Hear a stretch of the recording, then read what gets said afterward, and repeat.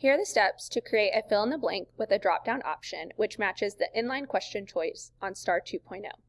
To add a question to a new quiz, I'm going to click the blue plus button, and I'm going to select the fill in the blank question option.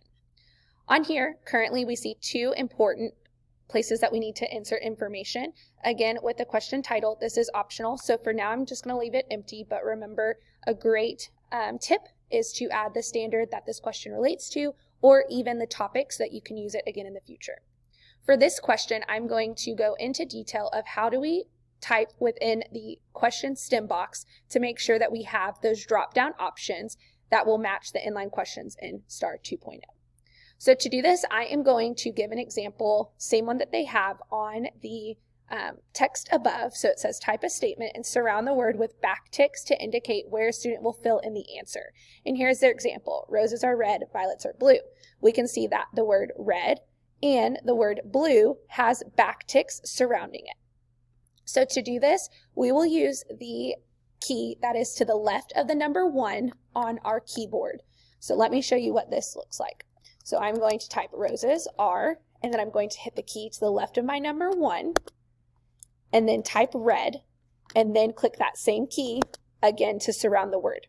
When I do this, I will see down below that I now get an answer type, and I will see that right now it is currently open entry, and the text must match. For open entry, this means students are actually typing the word red, but I don't want that option for them. I want them to actually be able to select what word from a drop-down list. So using this drop-down box, I will click on the arrow and I'm going to select the middle option, which is drop-down. From here, I now can add my possible answers. It already has the word red because that is the correct answer that I added within the backticks, but now I'm going to add distractors to this. So I'm going to add the word blue and yellow. You do have to have at least one distractor on here, so you do have to have at least 2 options, but if you do want only 2 options, then you can delete this third one, or if you want more than 3 options, you can click the plus answer button.